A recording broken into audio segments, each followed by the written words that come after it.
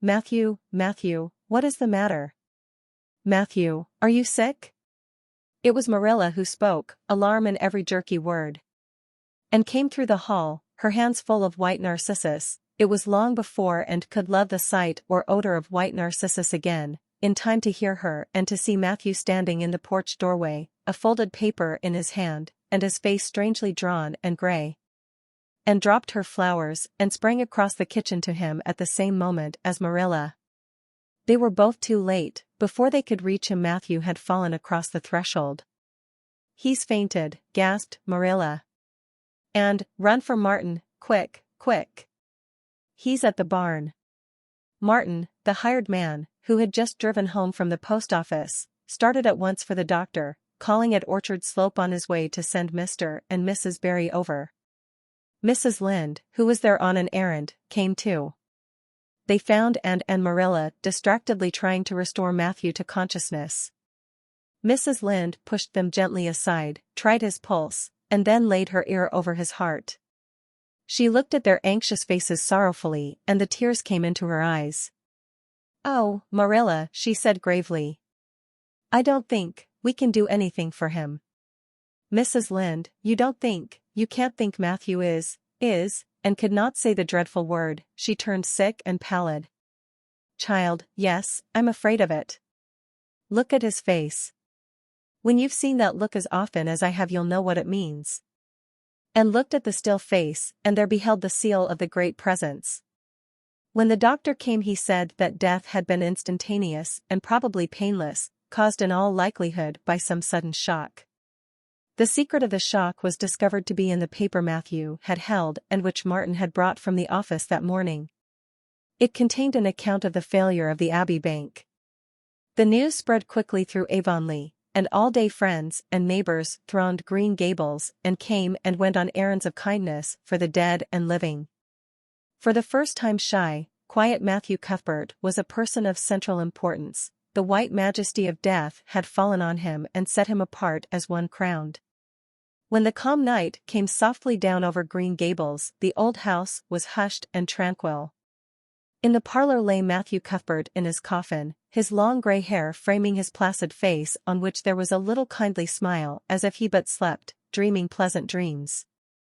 There were flowers about him, sweet old-fashioned flowers which his mother had planted in the homestead garden in her bridal days and for which Matthew had always had a secret, wordless love. And had gathered them and brought them to him, her anguished, tearless eyes burning in her white face. It was the last thing she could do for him. The Barrys and Mrs. Lynde stayed with them that night. Diana, going to the east gable, where Anne was standing at her window, said gently, "Anne dear, would you like to have me sleep with you tonight?" "Thank you, Diana." Anne looked earnestly into her friend's face. "I think you won't misunderstand me when I say I want to be alone. I'm not afraid. I haven't been alone 1 minute since it happened, and I want to be. I want to be quite silent and quiet and try to realize it. I can't realize it. Half the time it seems to me that Matthew can't be dead, and the other half it seems as if he must have been dead for a long time, and I've had this horrible dull ache ever since." Diana did not quite understand. Marilla's impassioned grief, breaking all the bounds of natural reserve and lifelong habit in its stormy rush, she could comprehend better than Anne's tearless agony. But she went away kindly, leaving Anne alone to keep her first vigil with sorrow. And hoped that the tears would come in solitude. It seemed to her a terrible thing that she could not shed a tear for Matthew, whom she had loved so much and who had been so kind to her, Matthew who had walked with her last evening at sunset and was now lying in the dim room below with that awful peace on his brow. But no tears came at first, even when she knelt by her window in the darkness and prayed, looking up to the stars beyond the hills. No tears, only the same horrible dull ache of misery that kept on aching until she fell asleep, worn out with the day's pain and excitement. In the night she awakened, with the stillness and the darkness about her, and the recollection of the day came over her like a wave of sorrow.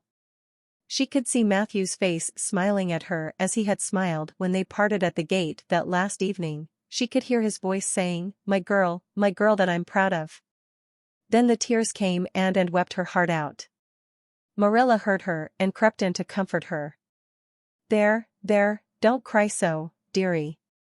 It can't bring him back. It isn't right to cry so. I knew that today, but I couldn't help it then. He'd always been such a good, kind brother to me, but God knows best. Oh, just let me cry, Marilla, sobbed Anne. The tears don't hurt me like that ache did.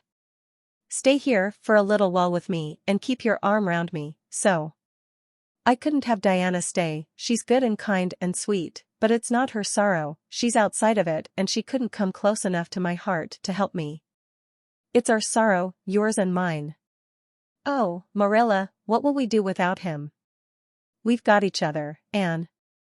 I don't know what I'd do if you weren't here, if you'd never come.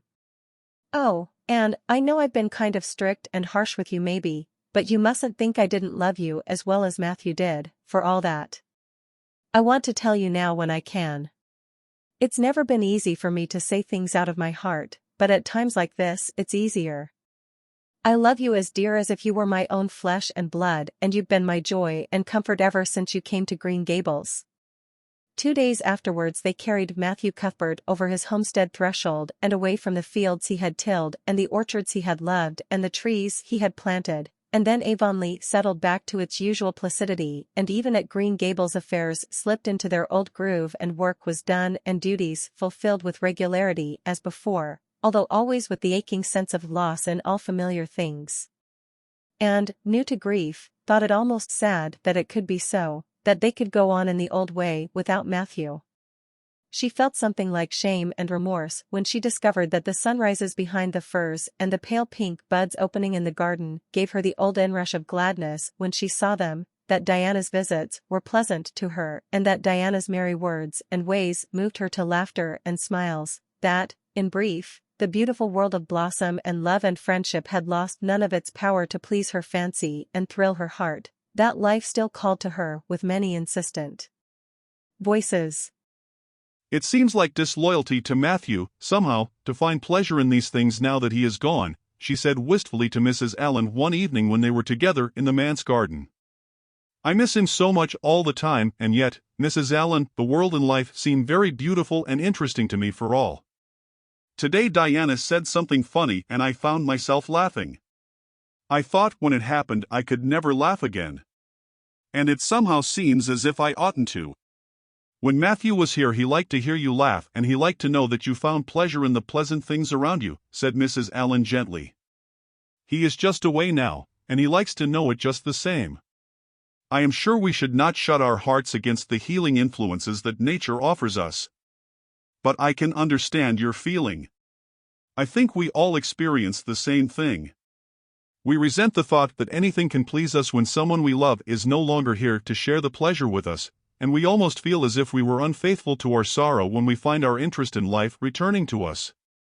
I was down to the graveyard to plant a rosebush on Matthew's grave this afternoon, said Anne dreamily.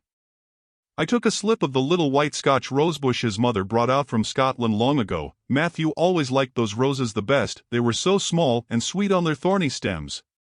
It made me feel glad that I could plant it by his grave, as if I were doing something that must please him and taking it there to be near him. I hope he has roses like them in heaven. Perhaps the souls of all those little white roses that he has loved so many summers were all there to meet him. I must go home now. Marilla is all alone and she gets lonely at twilight. She will be lonelier still, I fear, when you go away again to college, said Mrs. Allen. And did not reply. She said good night and went slowly back to Green Gables. Marilla was sitting on the front doorsteps and then sat down beside her. The door was open behind them, held back by a big pink conch shell with hints of sea sunsets in its smooth inner convolutions. And gathered some sprays of pale yellow honeysuckle and put them in her hair. She liked the delicious hint of fragrance, as some aerial benediction, above her every time she moved. Dr. Spencer was here while you were away, Marilla said. He says that the specialist will be in town tomorrow and he insists that I must go in and have my eyes examined. I suppose I'd better go and have it over. I'll be more than thankful if the man can give me the right kind of glasses to suit my eyes. You won't mind staying here alone while I'm away, will you? Martin will have to drive me in and there's ironing and baking to do. I shall be all right. Diana will come over for company for me. I shall attend to the ironing and baking beautifully. You needn't fear that I'll starch the handkerchiefs or flavor the cake with liniment." Marilla laughed. "What a girl you were for making mistakes in them days, Anne. You were always getting into scrapes. I did used to think you were possessed. Do you mind the time you dyed your hair?" "Yes, indeed. I shall never forget it," smiled Anne, touching the heavy braid of hair that was wound about her shapely head. "I laugh a little now sometimes when I think what a worry my hair used to be to me, but I don't laugh much, because it was a very real trouble then. I did suffer terribly over my hair and my freckles. My freckles are really gone, and people are nice enough to tell me my hair is auburn now, all but Josie Pye. She informed me yesterday that she really thought it was redder than ever, or at least my black dress made it look redder, and she asked me if people who had red hair ever got used to having it. Marilla, I've almost decided to give up trying to like Josie Pye. I've made what I would once have called a heroic effort to like her, but Josie Pye won't be liked." "Josie is a Pye," said Marilla sharply, "so she can't help being disagreeable. I suppose people of that kind serve some useful purpose in society, but I must say I don't know what it is any more than I know the use of thistles." "Is Josie going to teach?" "No, she is going back to Queen's next year. So are Moody Spurgeon and Charlie Sloane. Jane and Ruby are going to teach, and they have both got schools, Jane at Newbridge and Ruby at some place up west. Gilbert Blythe is going to teach too, isn't he?" "Yes, briefly." "What a nice-looking fellow he is," said Marilla absently. "I saw him in church last Sunday, and he seemed so tall and manly.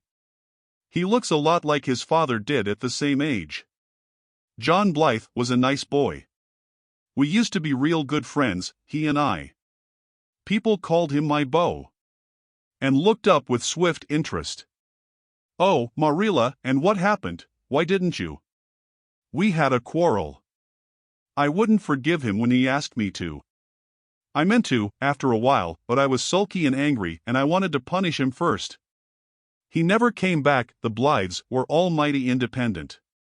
But I always felt rather sorry. I've always kind of wished I'd forgiven him when I had the chance." "So you've had a bit of romance in your life, too," said Anne softly. "Yes, I suppose you might call it that. You wouldn't think so to look at me, would you? But you never can tell about people from their outsides. Everybody has forgot about me and John. I'd forgotten myself. But it all came back to me when I saw Gilbert last Sunday.